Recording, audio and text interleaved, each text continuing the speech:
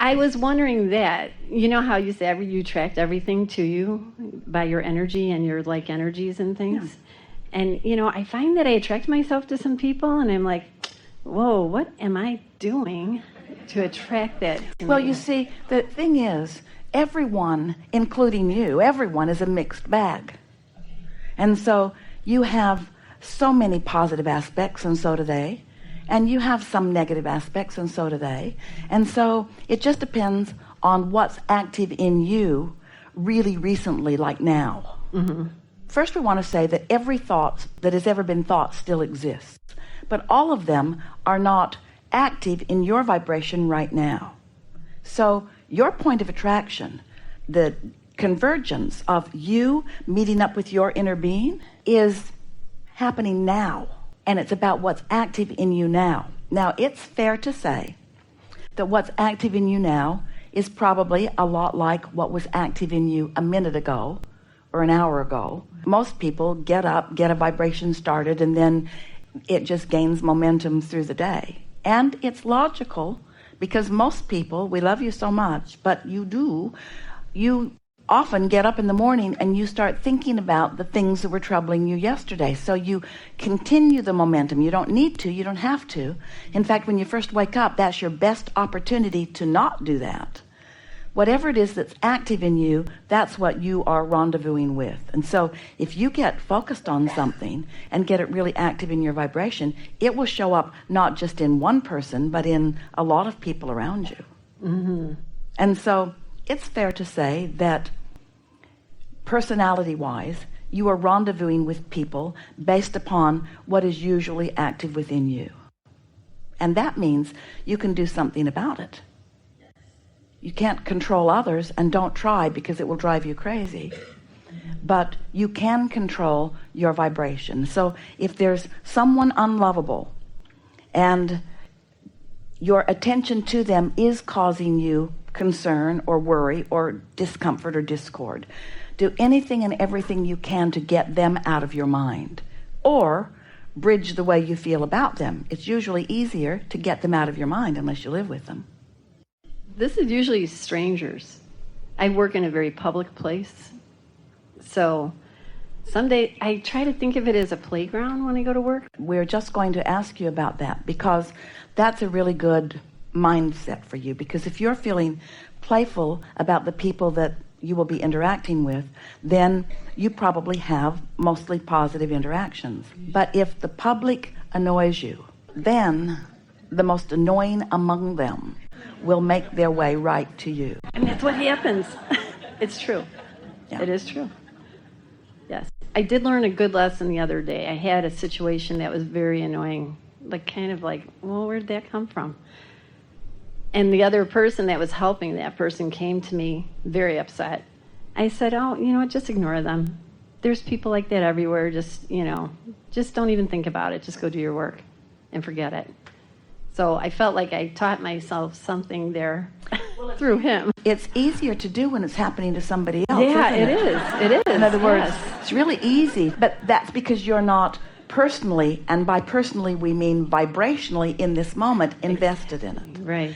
But something that is very helpful, especially when it is as light as what you are offering here. You are more or less detached from these individuals, and so there's not a lot of momentum relative to any one of them, while collectively you might have a pretty good run going. That's what we meant by saying the public is annoying. But one of the things that is really helpful to say in that light situation, or in any situation, but in a lighter situation, you usually make, in this moment, good, powerful, vibrational bridging headway. Say to yourself, I wonder what my inner being is thinking about this exact person at this exact moment. Because that's the reason that you're feeling negative emotion. This is going to be a little hard to hear, but we're going to say it bluntly in a way that you can hear it. It's not that this person really is annoying. It's that your perspective of this person doesn't match the perspective that your inner being has. Your inner being always gives people the benefit of the doubt. Your inner being always looks for positive aspects. Your inner being remains in compassion, which means no dip in inner being vibration and still able to give attention to something. So the reason that we encourage you to turn your attention away, you meaning most humans, is because most of you are not practiced enough to stay in that compassion where your vibration doesn't dip when you look. When you look, your vibration usually dips, which is what we mean by a conditional relationship with most things. Most conditions affect your vibration, and that's what you want to get good at not letting happen. You don't want the conditions to control your vibration, because then you have no control over your experience unless you sit in a very private place with very controlled environment, and then the condition becomes boring, and so you're no better off.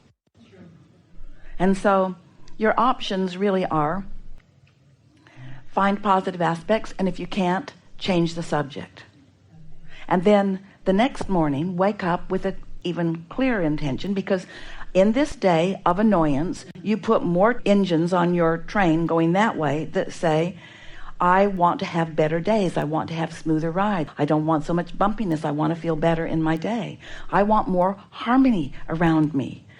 And so as you stack those trains going that way, you'll feel the clarity and the momentum of that until the next time something happens and those old records play. But little by little, you will become someone who is unaffected by what's going on around you. That's my desire.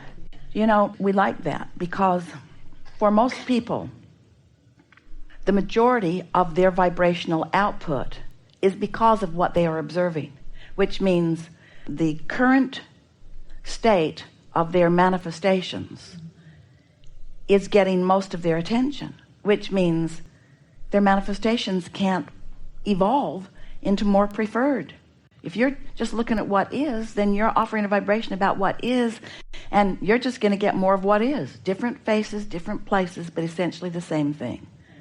That's one of the things that we enjoy so much about a gathering like this. You sit and don't panic and listen and feel resonance with this and this and this and this, and your vibration shifts just in the course of a morning like this. And then because of that, your point of attraction is different. So every relationship that you have with both personal and strangers is affected by that change of vibrational set point that you accomplish, which can let you know, if you're paying attention, that you have the ability to do that anytime relative to anyone, which is what makes you then the deliberate creator of your experience rather than creating by default. Sometimes people say, just came out of the blue, just came out of the blue.